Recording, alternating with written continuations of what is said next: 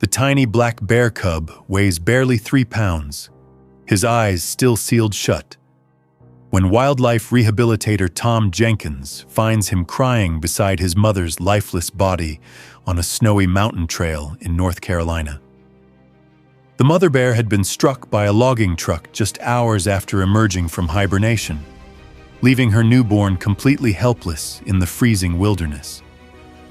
Tom knows the brutal reality that without immediate intervention, the cub will die within hours, but as he makes the heartbreaking decision to take the orphan home, neither of them could imagine that 18 months later, during the cub's release back to the wild, something would happen that would challenge everything scientists thought they knew about bear family bonds and memory. The moment of reunion Tom witnesses will leave him speechless and force wildlife experts to rewrite the rules about bear behavior. Have you ever wondered if wild animals remember acts of kindness? Keep watching, because what happens next will change how you see the animal kingdom forever. It was supposed to be a routine winter patrol through the Blue Ridge Mountains when Tom Jenkins's life changed forever. As head of the Appalachian Wildlife Refuge, Tom had spent 15 years rescuing injured and orphaned animals across western North Carolina's rugged wilderness. This February morning in 2023, he was checking for winter den sites when he spotted the massive logging truck pulled over on the narrow mountain road, its driver pacing anxiously beside the cab. "I didn't see her until it was too late," the shaken driver explained, pointing toward the tree line. "She just came out of nowhere with something small in her mouth." Tom followed the man's gesture and felt his heart sink. There, partially hidden beneath a fallen pine branch, lay a female black bear, clearly a nursing mother, based on her enlarged mammary glands and the birthing fluid still visible in the snow around her. The impact had been instant and fatal, but it was the sound that made Tom's blood run cold. A weak, desperate crying was coming from somewhere nearby, the unmistakable distress call of a newborn cub. Following the sound, Tom discovered him nestled against his mother's still warm body. The tiny cub was no bigger than a hamster, his black fur barely visible against the dark earth.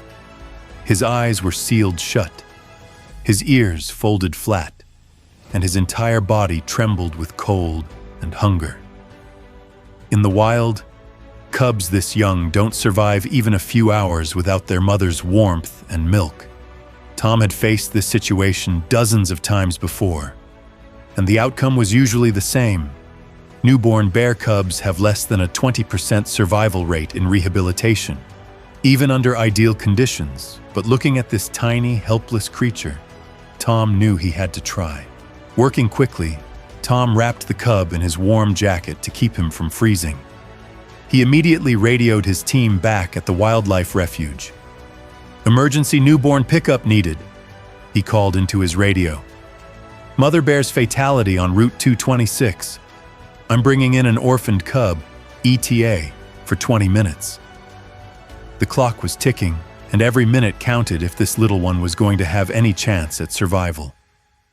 Back at the Appalachian Wildlife Refuge, Tom's team sprang into action with practiced efficiency. The cub, who they named Bruno after the mountain where he was found, was immediately placed in an incubator set to precisely 85 degrees Fahrenheit. His tiny body was dehydrated and hypothermic, his blood sugar dangerously low. The first critical 48 hours, Tom barely left Bruno's side, and every 2 hours, around the clock, he fed the cub a carefully formulated milk replacement using a tiny syringe. Bruno's survival depended on maintaining his body temperature, keeping him hydrated, and somehow convincing his systems to keep fighting when everything in nature said he was too young, too small, too vulnerable to make it. The first week was touch and go. Bruno's weight dropped to just over 2 pounds before slowly beginning to climb.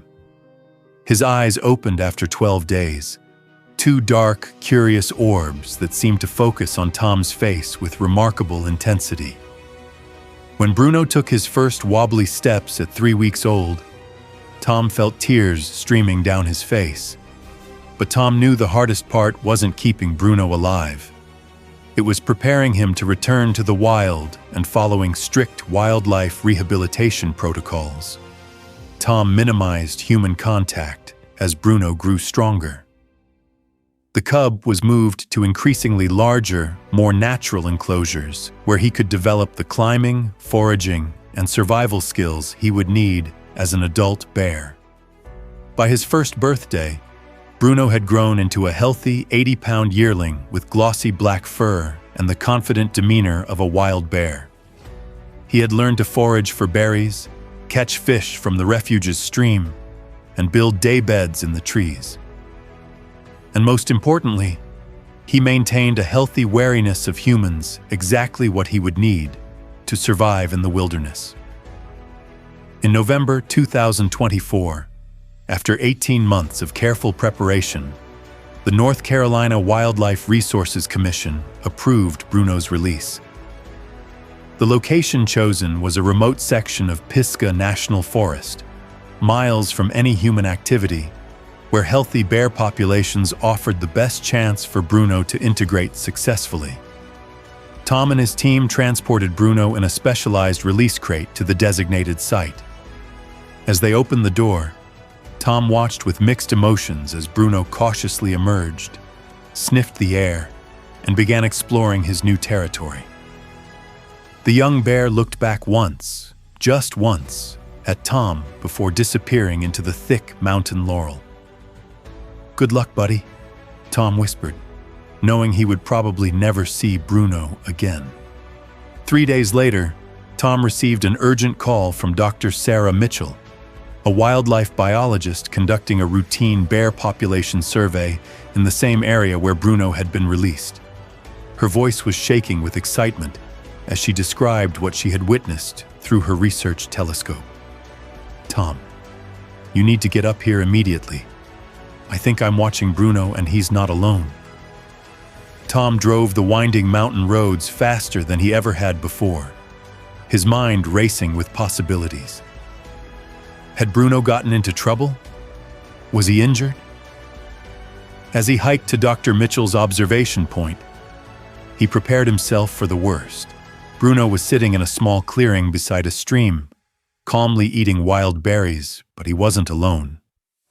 Beside him, close enough to touch, sat an adult female bear, clearly an experienced mother based on her size and the confident way she moved. She was grooming Bruno gently with her tongue, the same maternal behavior Tom had watched mother bears show their own biological cubs. "How long have they been together?" Tom asked, his voice barely a whisper.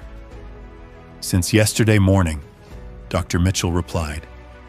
She just walked up to him while he was drinking from the stream, sniffed him for about 10 minutes, and then started treating him like her own cub. "Tom, I've been studying bear behavior for 20 years, and I've never seen anything like this." As they watched, the female bear stood up and began walking deeper into the forest. Bruno immediately followed, staying close to her side like a devoted son. Dr. Mitchell was documenting everything with her camera. "This could be groundbreaking research," she explained.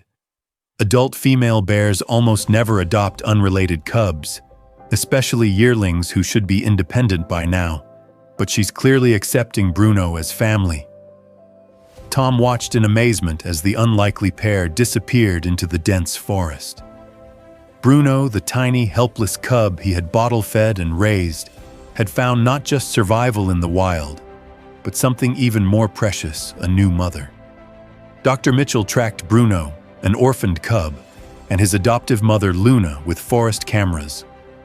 Luna taught him survival skills, protected him from threats, and even shared a den with him during hibernation, a rare behavior among bears. Experts say this challenges what we know about bear social behavior, revealing deep empathy and intelligence. Tom's decision to rescue Bruno not only saved a life, but gave scientists groundbreaking insights into wild bear bonds. Bruno now thrives under Luna's care, proving that love and compassion can transcend bloodlines and change the way we understand the natural world. Have you ever witnessed animals showing kindness or adoption behavior toward unrelated offspring? What do you think drives Luna's maternal instincts toward Bruno? Share your thoughts in the comments below. We love hearing about the incredible acts of compassion you've observed in the animal kingdom. If this story moved you, please subscribe and hit the notification bell so you never miss our explorations of the remarkable bonds that exist throughout the natural world. Thank you for watching, and remember, every act of kindness, no matter how small, has the power to change lives in ways we never expect.